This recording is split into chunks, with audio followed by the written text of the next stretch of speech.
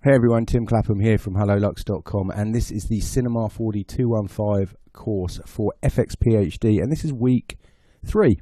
So this week we're going to be working with cloth simulations, and we're going to be looking at how we can create some various types of curtains, and specifically looking at kind of theatrical curtains. So when you go to see a show, how that curtain might open, the curtain might pull up, ropes might pull the curtains apart, all sorts of things could happen. We'll be looking at several ways of doing this, not only with cloth but also by using deformers.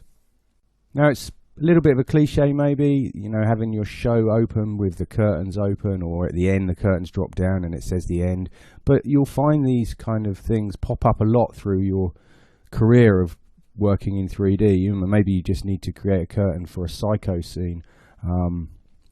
The reason that I'm creating this class is because I worked on a project which was created for Qantas, the airline, and it was for their in-flight entertainment, and we created 4 IDs, and one of them was for the drama channel. So I'm just going to open this up so we can have a quick look, and here you go, and you can see this is the kind of thing that we're going to make at the end of this.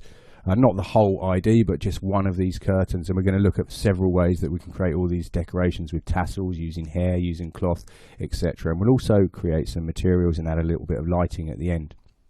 If we, let's just press play so you can see this.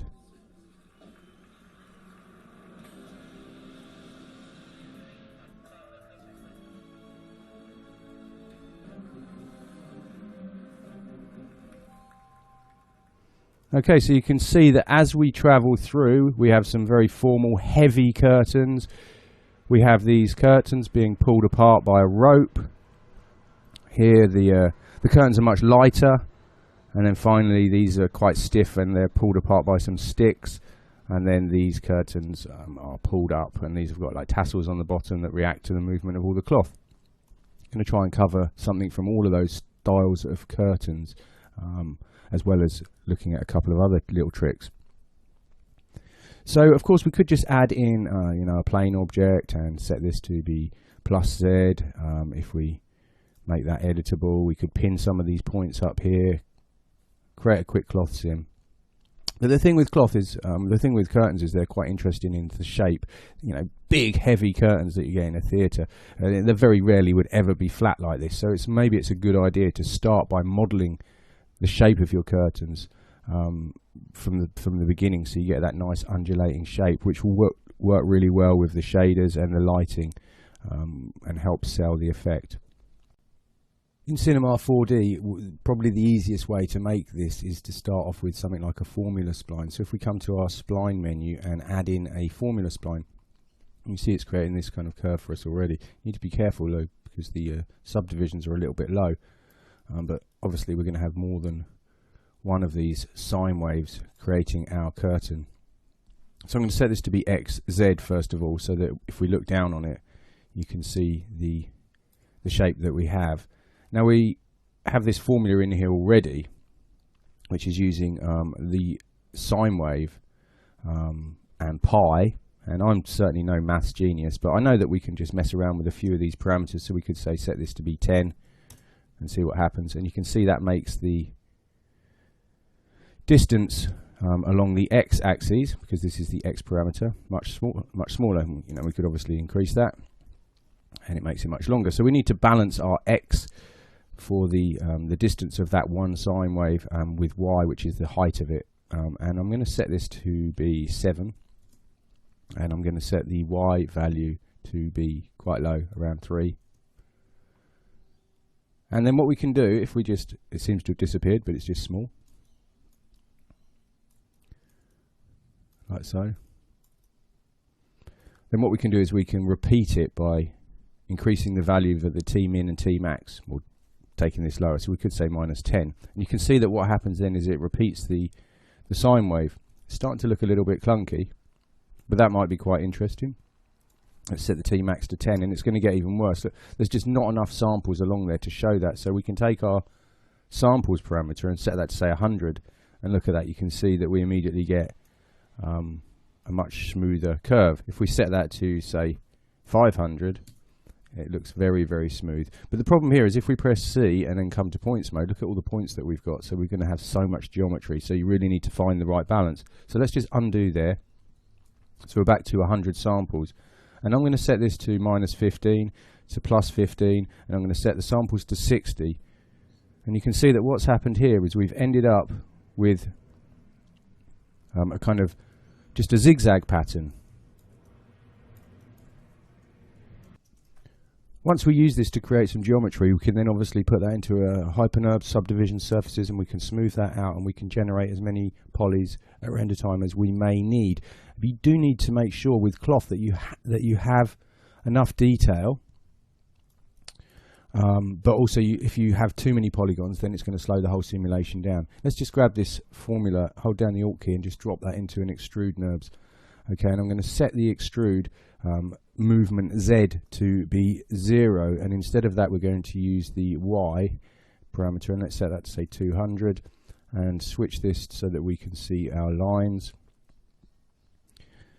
So one thing to note here is that with the formula spline, we're not only getting points at the peak of each of these zigzags, we're also getting a point in the middle. When we add that to an extrude, we have no subdivisions along the length of it, so we need to increase this subdivision. So let's set that to say 25, and you can see now we're getting a fairly even mesh. And if we take that extrude and we drop that into a subdivision surface, and it is quite dense, but of course we can reduce that down.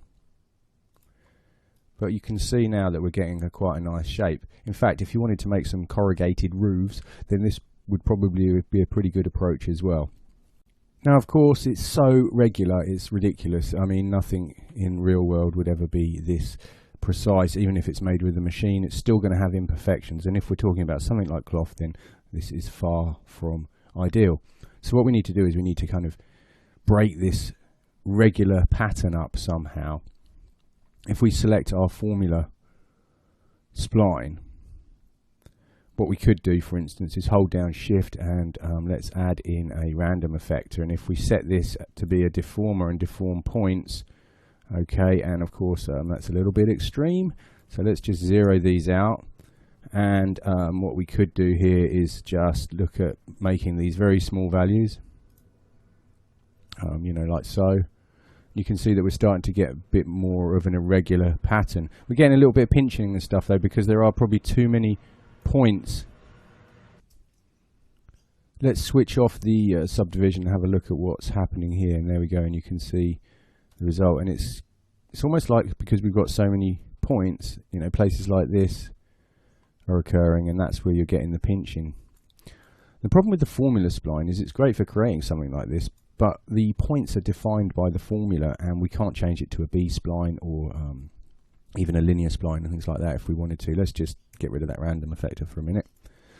So maybe we use this as a starting point to create our spline, and then we make it editable and we can adjust it from there. I'm going to disable the extrude as well and take this form and just control drag to create a duplicate, and let's switch that off just so we've got the original in case we need to come back to it. Let's take that formula and press C to make that editable, and you can see that we've got all of these on kind of like additional points in the middle. Let's come to our top view, and we can grab our rectangle select and perhaps just select all of these and delete them. Also, if we leave the type as linear but set the intermediate points to none, now just have a look at our extrude. You can see that we've now got rid of all of these extra polygons. We've got a much more uniform mesh. Let's take this and add in that random effector again, and let's set this to be points and set these down really low, say 2, 0, 1, something like so. And if you're not happy with that, you can of course adjust your seed, and it's just really breaking that up very, very slightly. We could enable our subdivision surfaces here. You can see that that has smoothed that out a little bit. Still getting a few little points where it's pinching. The other thing that we can do, of course, is we can change the spline, because now it's a standard point-based spline rather than a parametric spline. We could set the type to be made B-spline. We could set the intermediate points to natural. Maybe reduce that down, the number down. Now you can see it's all going a bit doolally.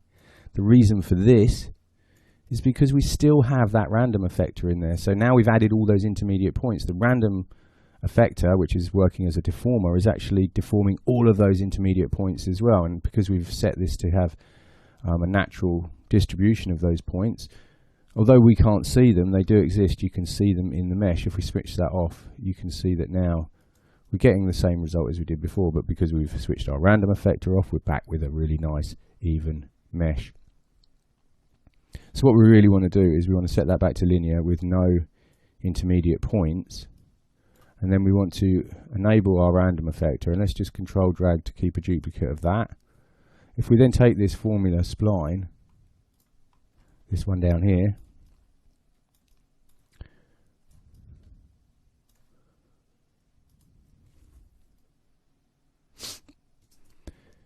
you can see how it's randomized. Of course, we can change this.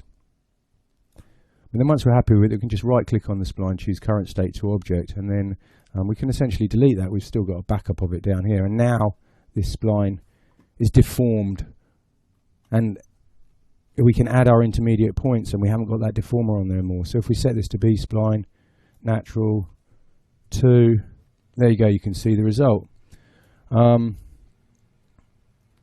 If you want to use a slightly different type of spline,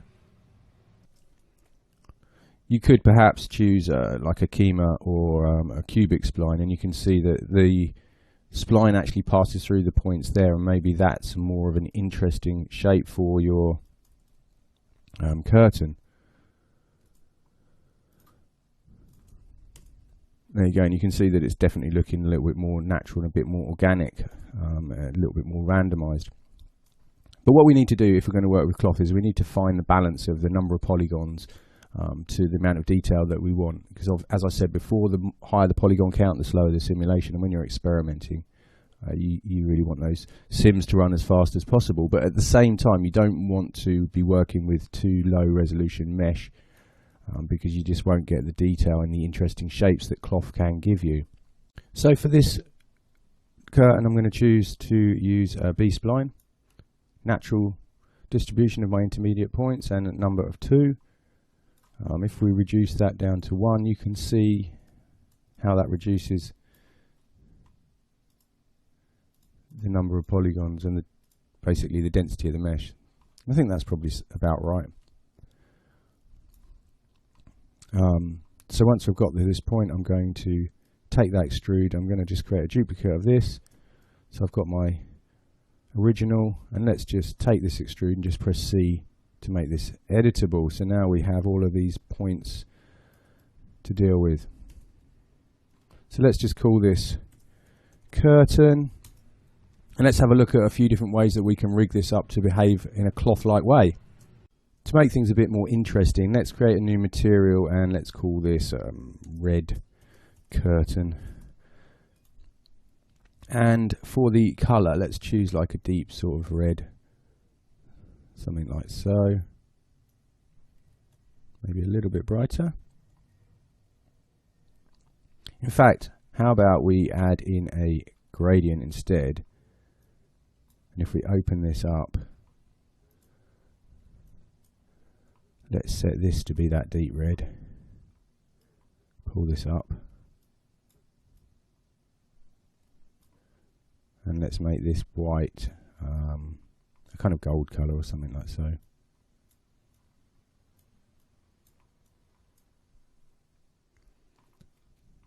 And we need to set that to be 2dV. And let's just drop this onto our curtain and have a quick look. Okay, so we've just got a little bit of gold trim at the bottom here. And I'm going to just make that a bit smaller.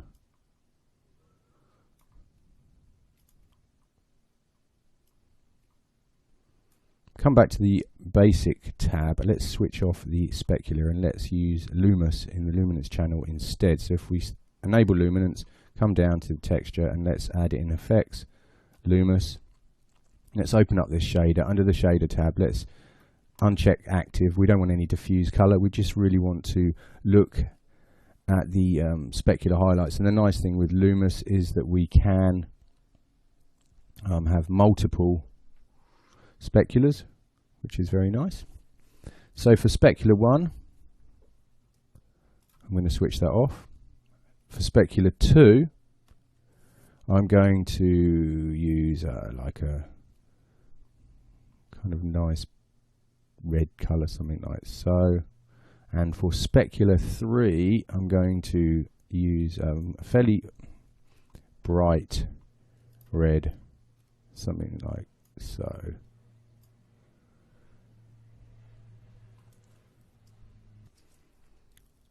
To create this sort of shimmer that you get, or the effect that you have with velvet or silk and stuff, I'm going to use anisotropic highlights, and that means that the specular highlight is stretched in one direction more than another. So if we make this active, you can see the result that we get here. And I'm going to set the X roughness to be about 300, and I'm going to disable amplitude on all of the speculars. I don't want any scratches on it. I just want the specular to be traveling in one direction more than another.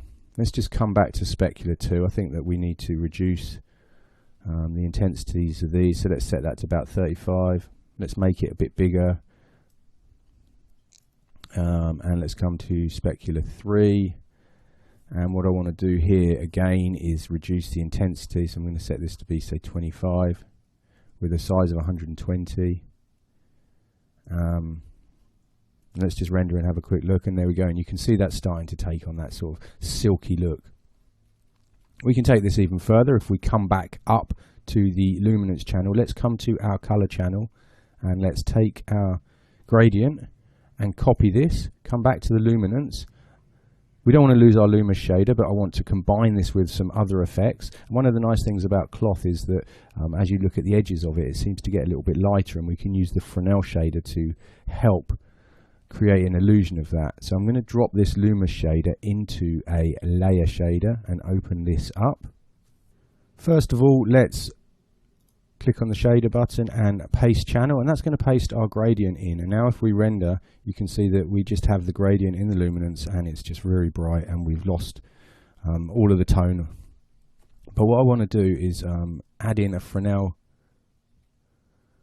shader next.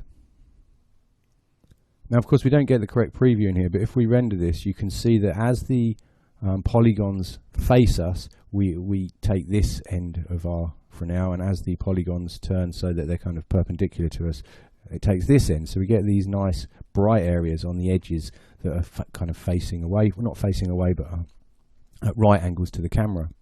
So we can use this as a mask, and we can say, okay, on these areas I want to bring in this gradient that is the base color, and it will just, in the luminance channel, will make it look a little bit brighter on these edges. So for this, we're going to take the Fresnel and make this a layer mask and drop that underneath that gradient. Now if we render, you can see that we're getting those bright areas. To make that effect even stronger, we can open up this gradient. Let's select this red knot on our gradient, and let's just make that a little bit brighter as well. So we're kind of cheating here. And now we're just getting this gradient only where the Fresnel is allowing us to mask it. You can see it very clearly in the preview down here that around the edges we're getting that brighter red. So it's probably a bit too much. I'm going to just pull that down to, say, around 40 or something like so. Let's select our Fresnel, drag it to the bottom, and let's take our gradient and drop that beneath the Lumus shader as well. And now the Lumus is hiding all of that. So what we want to do here is set this to be add. And there we go. And as we rotate this around, you can see the effect quite clearly when we look at it from the side. You get this really nice kind of velvety effect. It's where the light would be like almost subsurface scattering into the thickness of the cloth. And if we look at it straight on, then you're not really going to see that. You're just going to see more of the effect of the Lumus shader. And we don't even have any lights or shadows in here, and it's already starting to look a little bit nicer. Couple of other things that we can do to this material. One of the most important things that we can do is we can change the illumination model, and depending on the type of material that you want to create would depend on the model that you use here. So it by default is set to Blinn, and Blinn and Thong are mostly used for kind of metals and plastics and stuff like this. And if you want something rough like rock and cloth, you're probably going to use Oronea. And if we just change this, you can see the change almost. If we start messing around with the diffuse fall off, and if we set that to say 50, you can see, hopefully you can see the difference there. I mean, let's really exaggerate that, and you can see the difference that has. And if we set that to a minus value as well, it has the opposite effect. So I'm going to set that to be minus 50. I would recommend experimenting with these values to kind of get an understanding of how they affect your materials and the look that you're after. The diffuse level is pretty obvious. I mean, that's kind of how bright the diffuse color is. We can take that right up, and you can see it starts to look a little bit more, well, obviously that's extreme, but it starts to look a little bit more plasticky. If we set that to say minus 200, the whole thing's going to become a little bit darker. So I'm actually going to set that to, you can't go into minus levels there, Tim. Let's set that to 85, and let's increase the roughness up to 200. So they're quite minor changes, but if I switch between, you know, Blinn and Oronea, you can see the difference that it makes. And it's these subtle differences that will just add that extra detail to your materials. And now this is a fairly simple material, but let's add some bump on here as well. And for that, I'm just going to simply use noise shader. I'm going to come in here, I'm going to set the global scale of this noise to be pretty small, and we probably want that to be maybe around 1. It really depends on the size of your model, so you need to just experiment with that. And if we come back up to the bump channel, and we're going to want to set the bump strength quite low as well. So it's a pretty subtle effect, and if we render now, you can see the result of that. So I think maybe that noise is a bit too large actually. Let's set that to 0.5, and let's come up and set the strength to about 2. So it's very subtle. If we just grab a light and let's pull that forward, and let's just give that some shadow maps, render, and there you go, and you can see the result that we're getting here. Okay, I'm going to delete the light. So there's a quick sort of silky material that you might want to use for objects of this kind. At this point, I don't really want all this clutter in my object manager. I'm only interested in my main curtain. So I'm going to just choose to save and then do a save incremental, and I can then delete all of these from this scene, and I can always go back to an older scene if I need them. The first example that I'm going to have a quick look at doesn't use cloth at all. We're going to have a look at how we can create a sort of stiff curtain closing, add a little bit of natural motion to it. It's going to be semi-successful, but it's an interesting approach, and I thought it was worth mentioning. So with the curtain selected, let's hold down Shift and let's add in an FFD. Depending on the version of cinema you're using, the FFD may actually fit to parent exactly like this, which is a feature I think with release 15. With the earlier versions, you're going to need to adjust these values. I always kind of like to make it a little bit bigger than the actual mesh anyway. And for the number of grid points, we don't really need 3. We only need 2. We're going to keep this pretty simple.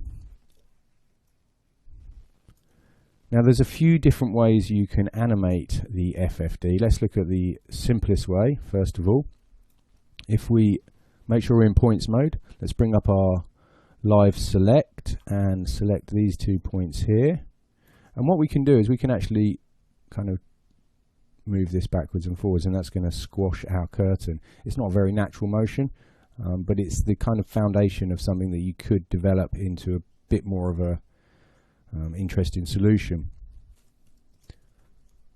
So of course, to animate this we need to set some keys, and I tell you the number of files where I get where people have just keyframed every parameter possible, and it drives me insane because you end up with thousands of tracks that you don't need. And we've got these icons down here. I'm sure you all know they're for position, scale, rotation, parameters, and if we're not going to key any of these, we don't need to have those active. For an FFD, all we're going to do is we're going to key the PLA, and that's point level animation. So we need to enable PLA, which is this option here. If we then click to add a key, you can see we've now got a key in our timeline. And if we go to, say, frame 30, let's grab these and pull them down to about here. Let's add another key and rewind, and let's have a look. And there we go. That's not the most realistic curtain I've ever seen. Now, the problem with point level animation is that you don't get true F-curves, so it's quite hard to manipulate. If we bring up our timeline, which is Shift F3, or you can grab it from the window menu, and fold down this FFD and have a look, we've got a PLA, and you can see that it creates this linear curve. Now, if we select the individual keys, you can see that we get this bias. So we've got like a slightly different attributes for point level animation than we do for a regular F-curve. We can use this bias parameter to create curves. So if we select this first key, for instance, and then we pull this down, you can see what happens to that curve. And if we take that into positive values, you can see. So you can create pretty good curves, but you're stuck with using this bias if you are working with PLA. So let's just set that to, say, 10. And I'm going to just close that for a sec. And you can see now that it kind of eases out of that move and bangs into the end. And if we add in some jiggle or something like that, we're going to get a nice little bit of a wobble at the end there. So that's working with point level animation. Let's press Shift F3, bring that back up. I'm going to just delete those PLA keys for now. I don't think that that's the best solution when animating an FFD. I wanted to show you an alternative. Now, we can also use morphs with FFD, and if you don't have the right version of Cinema, you might not have access to morphs. So you really need, I think it's the studio version, to have morphs. But because it's a point-based object, Maxon have allowed us to access those points in our morph targets, just the same as we would access the points on a spline or in a polygon object. We can right-click on our FFD or choose it from the tags menu, choose character tags and add in pose morph, and then we want to, under the mixing, we want to set the points. Okay, and that's actually under the basic tab, and here we have our two poses. So we can double-click on this and call it closed. And now if we grab this and pull it across, we should have a morph target, and we can just test that by adjusting the strength. So if we set this to animate, and we add a key here, and we come to, say, frame 30, and we can then set that to 100. If we bring up our timeline, we've now got a pose morph, and we have a parameter on here, and it's a proper F-curve. So we can then bring up our F-curve manager, and we can manipulate this with Bezier handles, etc. So it gives us a lot more control than using the point level animation where we only have our bias control. So let's just create a similar curve to before, something like so. Let's just hit rewind, press play. So we've achieved a very similar result, but you can see that with the FFD using pose morph, you can create several different morph targets with the FFD. So you can use it to really manipulate your objects through deformation.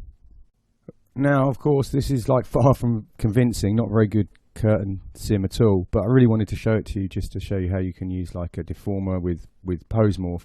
If we come to our deformers and add in a jiggle deformer as well, and let's put that after the FFD, and now if we press play and have a look, you can see we get this nice kind of natural boingy effect, a little bit of inertia. The jiggle deformer itself can be used in many ways to create some kind of like cloth simulations, and the great thing about the jiggle deformer is it's got fall off built in, so we could set this to be linear along Y, for instance, and if we just come to a side view and pull this up, and let's set that fall off to be 100.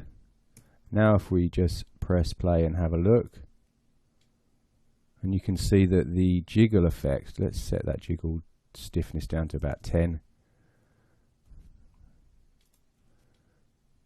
you can see it's starting to look a little bit better. We're getting a bit of drag at the beginning, and at the end we get that nice secondary motion. We're getting all that secondary animation for free as well, which is really nice. Of course, it doesn't look really very much like a curtain, but hopefully this will kind of spark some ideas for you of alternative uses for this kind of thing. Let's just select our jiggle and set the fall off invisibility off. The other thing with the jiggle deformer is that we can use forces with it, which is great. So let's just bring up our timeline again. And what I'm going to do is I'm just going to actually mute that animation. So now if we press play, we don't have any animation. Let's come up to the simulate menu, particles, and add in some wind.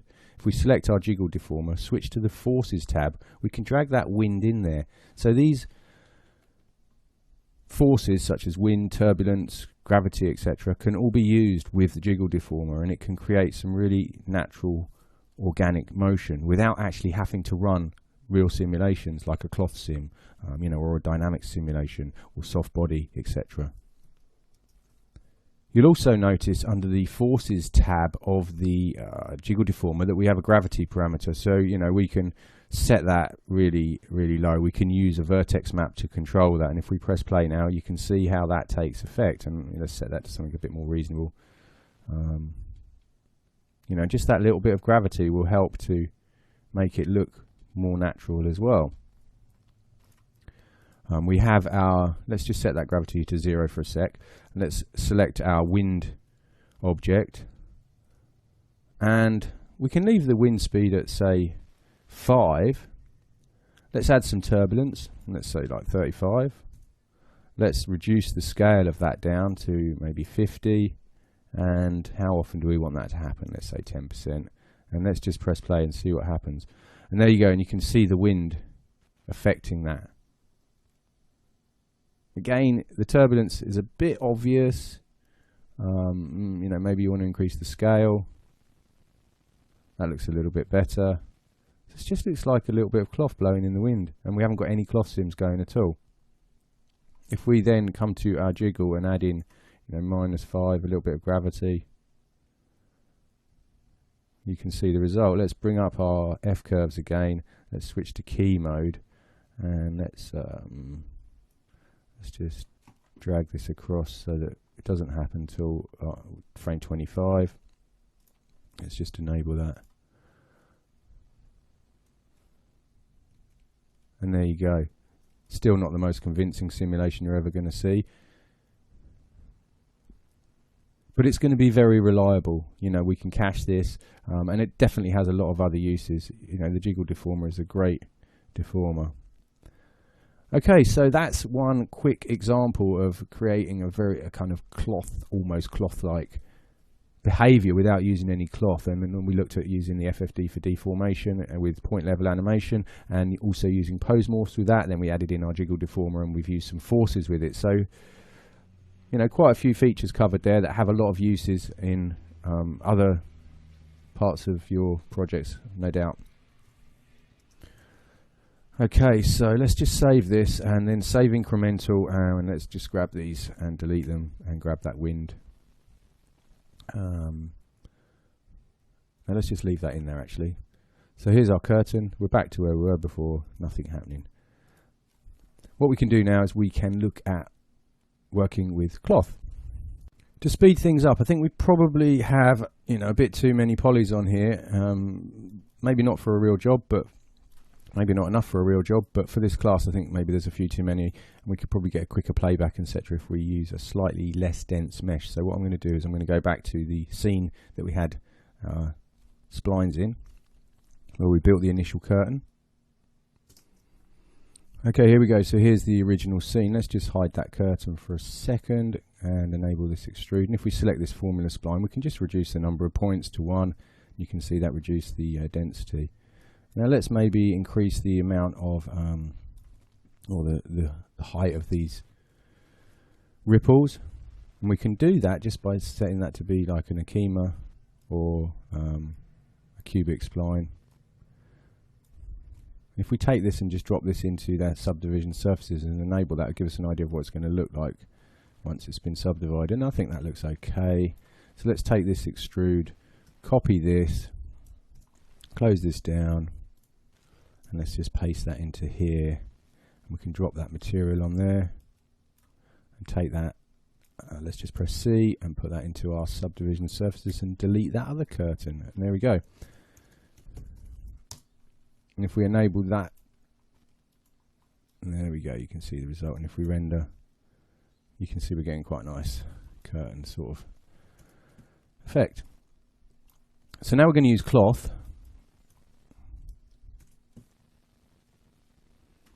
And cloth is based on a tag, so you do have to be a little bit careful because it can be rather destructive. Because if you remove that tag in the middle of simulation, then your mesh will be left at that point in the sim, which also has its uses because you can create some really interesting cloth shapes and then delete the simulation from it, and then it essentially bakes that into the geometry. But there's no going back to your original shape. Anyway, you'll always learn that kind of thing the hard way. So make sure you save frequently and have a backup to go to if everything does all go wrong. So cloth is a tag, as I say, so we need to right click on our curtain, choose simulation tags, and then we can add in a cloth tag. If we now press play, you can see it drops down. I'm just going to disable this SDS for now, and let's come to our, let's show some lines so it's a bit clearer, and we're in model mode. So basically what's happening here, the cloth object, or the cloth tag should I say, has its forces built in. It can also work with particle forces from this menu here. And if you want it to work with those, you need to include them in the include list under the expert tab. So for instance, we could drag that wind into here and that would affect our cloth. Now the first thing we really need to deal with, let's take that out of there, is the fact that the cloth is just dropping down. So there's a few ways we can do this. If we select this, switch to points mode, let's just grab a load of these points along the top.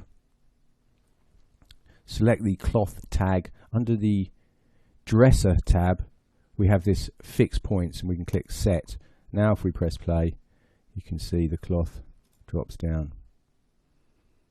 We're getting some really nice motion already. Very rubbery at the moment. Now the problem with fixing the points like that is you can't really do much with it. You know, you're a bit stuck. You kind of fix the points and that's it. So what we really want to do is we want to belt those points onto another object. If you belt them to another object, you can then move that other object around and the points that are belted will follow. So obviously the perfect example of this is a pair of trousers where they have a belt around the top. And that part would be fixed to the character and the rest of the trousers would flap about. And we're going to use this curtain to create our belt. So let's come to the cloth tag where it says fix points. Let's just clear that for now. Now what I'm going to do is select this curtain, switch to polygon mode, press UL to bring up my loop select, and just select this top row of polygons like so. And if we right click and choose split, this will create another object based on that selection. And I'm going to just take that out of the hierarchy. I don't need to be in there. And let's call this belt. And let's just delete the tags that are on there, the cloth and the material tag. And we can hide this from render time because we don't really need this to render. Now because I took this from the original curtain, I can belt onto this. And I know that the points on the curtain are going to match the points on this belt exactly. Now I don't really want to use all the points like this. Let's press S to frame that selection that I already made. Let's grab our live select. Let's just select a few points, say here, this one. You know, I'm kind of almost selecting every other. We're not going to be quite as uniform as that. Let's just select a few that are in between. Just doing this fairly quickly. You can hold shift down to obviously add to your selection. And there we go. And let's do that as the last one. So once you've made your selection, we can then say, okay, what I want to do is I want to take these points and belt them onto another object. My object that I want to belt them on is my belt object. Okay. So let's select the curtain, right click, choose simulation, and add in a cloth belt. And you can see the cloth belt tag has a belt on parameter. Now you need to make your selection of points before you belt this. Once you've done that, you drag your belt object in and you simply just click set, and you can see they all go yellow. And now if we press play, you can see, let's hide that belt object, you can see what's happening. Where we've belted it, it's actually fixing to this hidden belt object. We can actually grab this and we can move that around, and you can see that now as I move that belt object around, the cloth is following along. Everything's a little bit erratic at the moment. Let's just undo, and we're just going to stop it there, and look at that. If we just enable that subdivision surface and render, we get some really nice interesting cloth shapes. Of course we've got a lot of intersection and stuff like that, but imagine trying to model this, it would take forever. So if you wanted to keep this shape, you can literally just grab your cloth tag and delete it, and now you're stuck in the land of that's my cloth. So you do need to be careful if you delete that tag. Let's undo, so we've got our tag back. Okay, let's just switch off that SDS for now. To animate this curtain closing, now all we need to do is animate the belt. If we unhide this belt so we can see what's going on, let's just switch to points mode, and I'm going to select these 2 points over here, and I want to bring up axis center. And if we choose axis to selected points and hit execute, you'll notice now that the axis for that belt is there. So what we can essentially do is we can scale that down. Now you could do this with morph targets, which will give you more control, but I'm literally going to scale that on the x-axis. So let's come to, say, frame 25, select this belt, switch to coordinates, and it's the X scale that we want to animate. So let's add a key here. We could just add another key for the final position. Probably be a little bit more interesting if we make it a bit erratic, but let's go to, say, frame 80, and let's set that to 0.3. And add a key. And now you can see that that's going to pull that cloth in. So if we just press play, you can see what's happening. It's very, very bouncy and rubbery at the moment, but we'll look at that in a moment. But I think that that's not particularly interesting. Maybe if we go to, say, frame 40 and we set that to maybe be 0.8, add a key, and then let's come to here and let's maybe set that to be, say, 0.55 or something. There we go. And now hopefully we can see.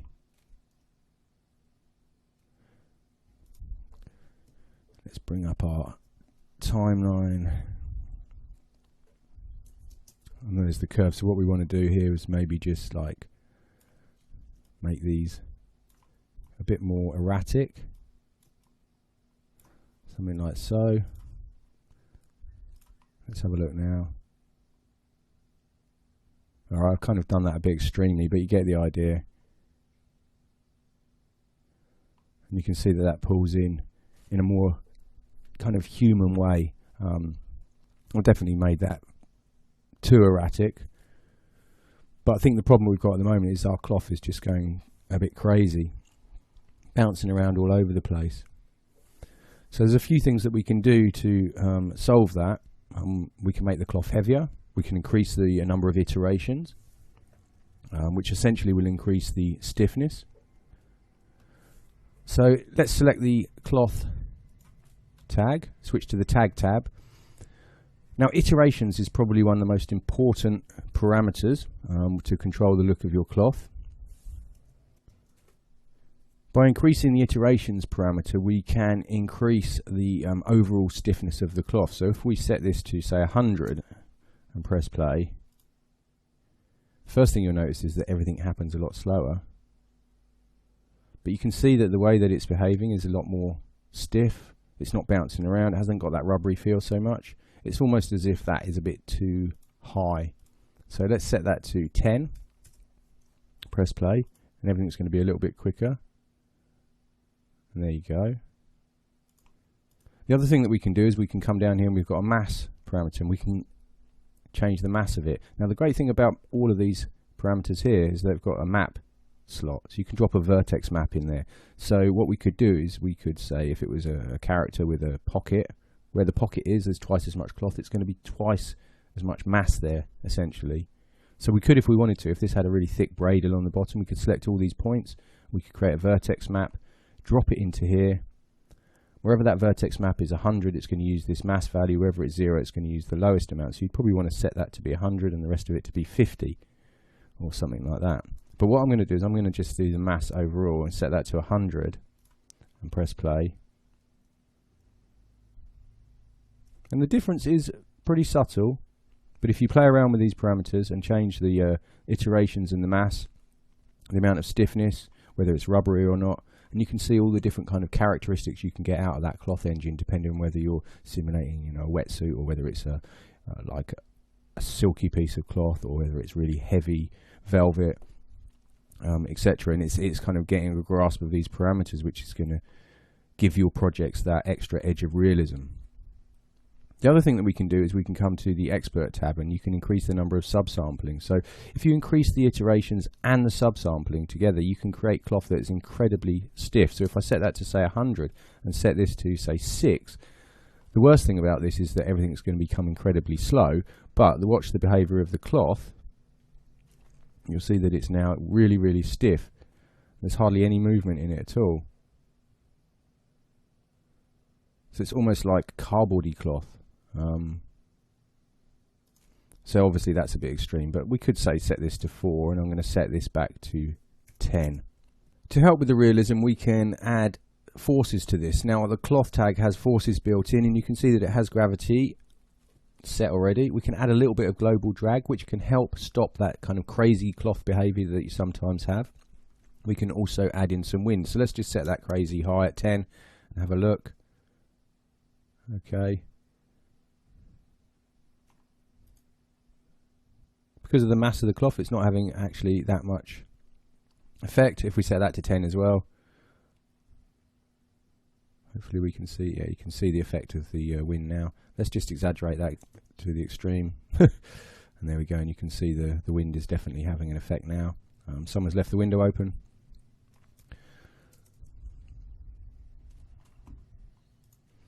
So this is great, because this means that you can control those forces on each cloth object independently, so you can kind of create a look for each cloth element. However, if you have 2 of these, one on each side, you'd have to keep these parameters in sync in a way. So you could link them with Espresso, or you could just be selecting both tags at the same time. Or the other option is to use things like the wind object and make sure that you drop that into the include list here. So as well as the wind strength, we have turbulent strength and how fast that turbulent changes, and we can adjust the drag impact and things like that. I'm going to set the wind strength to be 0. I'm going to come to the Expert tab and drop this wind in here, and let's just enable this. I'm not sure what the settings are on here. Let's just press play. Okay, let's just set that to a bit of a higher value.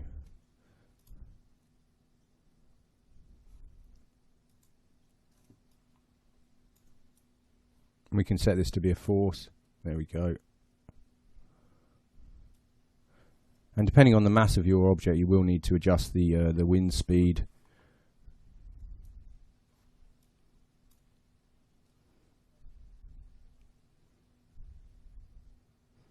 Now we do have the cloth intersecting itself a little bit, which is something which is actually pretty tricky to avoid. On the cloth tag, we do have self-collision here, which is an option.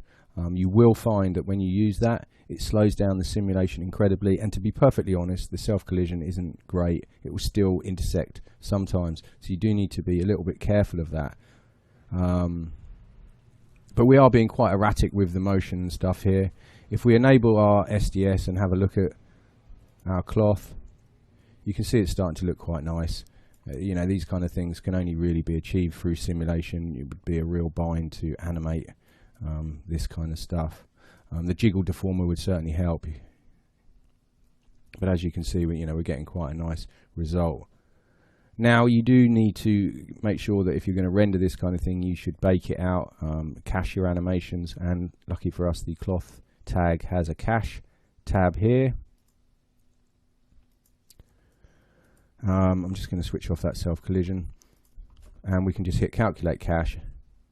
Once you've done that, it's no longer using the cloth engine. You can see that the tag itself actually changes and has this black square in it, which shows that the cloth has been cached. And now we can kind of drag backwards and forwards. Let's just hide this wind, and we can see the result of our simulation. We could even take this, let's add in symmetry, put this over here.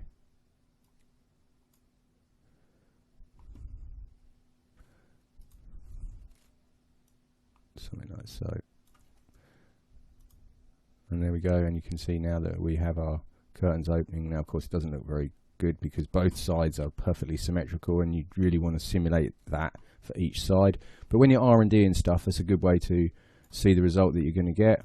And once you're happy with that setup, you can kind of duplicate your curtain, adjust a few parameters so it's slightly different. The simulation will look slightly different anyway, just the nature of running a simulation. So there we go, we have our first kind of curtain opening animation. And that brings us to the end of this week's class. And this week we had a look at how we can work with our parametric formula spline, how we can use deformers to make that look a little bit more organic, and then create some geometry for our curtains. And then the first curtain that we created was using just deformers, the FFD with pose morphs, or PLA, and also our jiggle deformer, which you can then use forces with it, like gravity and wind. Pretty cool, the jiggle deformer.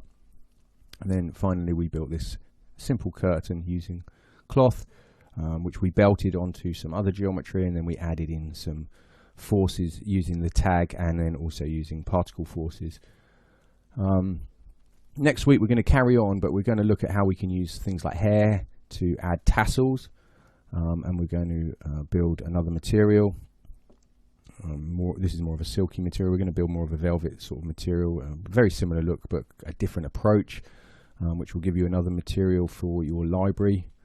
So I hope you enjoyed this class. Any questions, then please post it on the forums. Other than that, have a great week, and I will catch you next time. See you later.